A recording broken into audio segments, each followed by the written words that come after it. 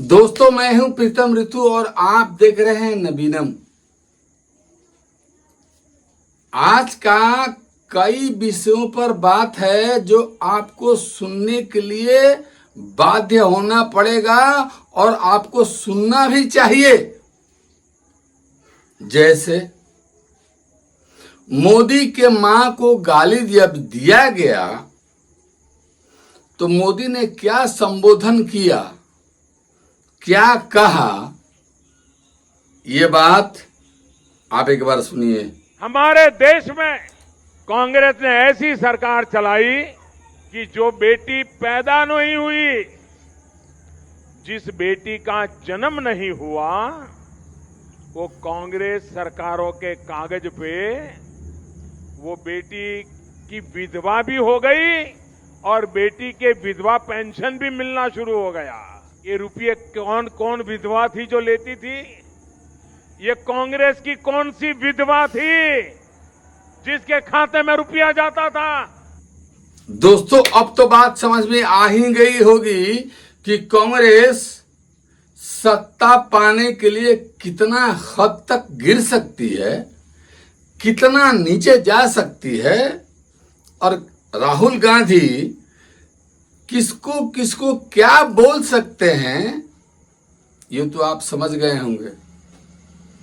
लेकिन YouTube से लेकर के सोशल मीडिया पर जितना भी प्लेटफॉर्म है, उस पर दो चार ऐसे भी पत्रकार है, याद रखिएगा, नाम मैं खुलेआम नाम बता रहा हूं।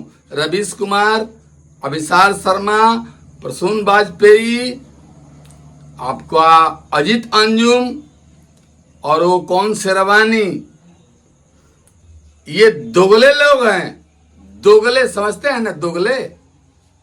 ये दोगले लोग हैं जो देश को झूठा और भ्रामक बात में फंसा करके लोगों को।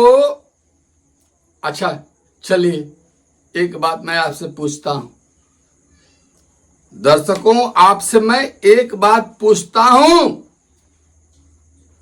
आप मुझे कब लात मारेंगे? जब मैं गलत बात करूंगा। रवीश कुमार को लात चैनल ने, एबीपी न्यूज ने कब मारा? जब वो गलत बात किया। अभिसार शर्मा को एबीपी न्यूज ने लात क्यों मारा? क्योंकि वो गलत बात किया। ये घटिया लोग हैं, देश को बर्बाद करने वाले लोग, जो देश की संप्रभुता और अखंडता पर भी ये खतरे हैं, ये इन्हीं पत्रकारों की वजह से है। रवीश कुमार पगला गया है, रवीश कुमार पगला गया है। वो बोल रहा है कि राहुल गांधी हार गए तो क्या है, वो अभी डटे हुए हैं राहुल गांधी से। प्रधानमंत्री मोदी और भाजपा वाले लोग डरते हैं। रे रवीश कुमार, अबे नहीं बोलना चाहिए, नहीं बोल रहा हूं। ये 2 पैसे का कौड़ी, 2 कौड़ी का जो नेता है, विदेशी कोख से पैदा हुआ है, जिसका ना धर्म का पता है, ना जात का पता है, ना एबीसीडी का पता है, उससे डरता है कोई? देखिए रवीश कुमार क्या बोल रहा है। अक्सर सवाल उठता है कि राहुल गांधी चुनाव नहीं जीत रहे हैं, लेकिन राहुल गांधी ने अपनी राजनीति को चुनावी नतीजे से अलग कर दिया है। हारने के बाद भी अगले कुछ दिनों के बाद लड़ने चले जाते हैं। उन्होंने विपक्ष की हताशा खत्म कर दी है। शायद बीजेपी इसी से परेशान है कि राहुल गांधी हताश क्यों नहीं है। वे एक साथ कई मोर्चों पर लड़ते नजर आते हैं, बल्कि हर दिन अपने लिए एक नया मोर्चा खोल लेते हैं। एफआईआर और जेल की धमकियों से उन्होंने खुद को ऊपर कर लिया है। दोस्तों, आज आपको मैं एक और बात बता दे रहा हूं जो 100% सत्य है।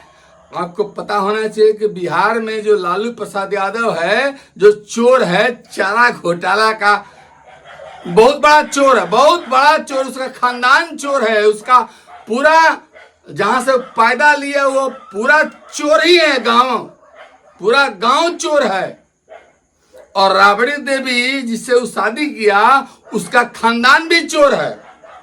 देखिएगा, MP MLA कोर्ट सिवान ने कुर्की जब्ती का आपको ब्रेकिंग न्यूज दे रहे हैं। लालू प्रसाद यादव के कच्ची संपत्ति की कुर्की जब्ती होगी, कुर्की जब्ती होने वाली है, ये कोर्ट ने आदेश कर दिया है। नहीं विश्वास है, ये वीडियो देखिए। सीवान के एक कोर्ट ने लालू यादव को बहुत बड़ा झटका दिया है। लालू यादव के खिलाफ कोर्ट ने संपत्ति कुर्की की प्रक्रिया शुरू करने का आदेश जारी कर दिया है। सीवान की ACJM MP MLA कोर्ट ने लालू प्रसाद यादव के खिलाफ कुर्की की प्रक्रिया शुरू करने का आदेश जारी कर दिया है। दोस्तों, एक और बात जान लीजिएगा, प्रियंका गांधी जो राहुल गांधी की पता ना बहन है कि क्या है, और प्रियंका गांधी से राहुल गांधी का बहन का रिश्ता है कि ABCD ये वाला रिश्ता है, भगवान जानते हैं। वैसे आप लोगों ने देखा भी होगा, भाई बहन को ऐसे किस नहीं करता है। ये घटिया लोग हैं, घटिया पैदाइश है, घटिया परवरिश है, घटिया माँ बाप है। प्रियंका गांधी ने प्रधानमंत्री मोदी को ये बोल दिया कि सलमान खान का जो पिक्चर है तेरे नाम, उसके बदले में मेरे नाम फिल्म बनना चाहिए मोदी जी पर। सुनिए क्या बोली। मोदी जी का क्या कहना, देश के पहले ऐसे प्रधानमंत्री हैं जो परमानेंट अपनी ही पीड़ा में परेशान रहते हैं। कर्नाटका गए, बड़ी लंबी लिस्ट ले गए कि भाई मुझे इतनी गालियां दी हैं, यहाँ भी कहने लगे मुझे इतनी गालियां दी हैं, रोते ही रहते हैं। लगता है आपने वो सलमान खान की पिक्चर देखी है तेरे नाम, उसमें सलमान खान शुरू से अंत तक रोते ही रहते हैं। मैं तो कहती हूँ मोदी जी के लिए भी पिक्चर बना देते हैं, उसका नाम रखेंगे मेरे नाम। दोस्तों, आप समझ गए, इतना घटिया घटिया बात करने वाले लोग आज सत्ता की कुर्सी पाने के लिए बेचैन हैं। क्या आप उन्हें सत्ता देंगे? नहीं ना। भगवान कसम, शिव की कसम, भगवान राम की कसम, मां दुर्गा की कसम, आप सभी को, आप सभी मेरे सुनने वाले दर्शकों को कभी भी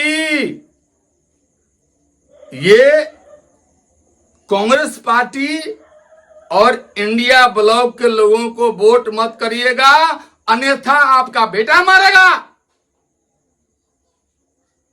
आपके घर का कोई ना कोई सदस्य डाउन होगा, आपकी क्षति होगी।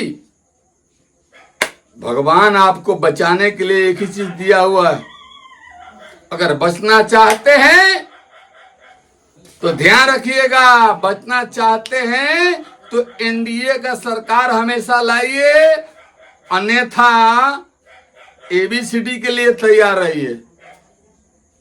मैं दावे के साथ बोल रहा हूं, मैं भी एक भविष्य वक्ता हूं, मैंने भी पढ़ाई किया है भविष्य का। मैं भी उस किताब का वर्णन जानता हूं जिसमें भविष्य के बारे में लिखा जाता है। इसलिए आपको मैं बता रहा हूं दोस्तों, भूलकर भी गलती मत करिएगा। राजद को, कांग्रेस को, लेफ्ट को, इन विरोधी पार्टियों को कभी वोट मत करिएगा, अन्यथा आपके परिवार से नुकसान होगा। ये मेरा कहा हुआ वचन अगर टर जाए तो मेरे मुंह पर 10 जूता मारिएगा, नहीं टरेगा। इसलिए आप NDA को वोट करिए और भारत में पुनः NDA की ही सरकार बनेगी 29 में भी, बिहार में भी बनाइए। जय हिंद दोस्तों, मिलते हैं अगले एपिसोड में।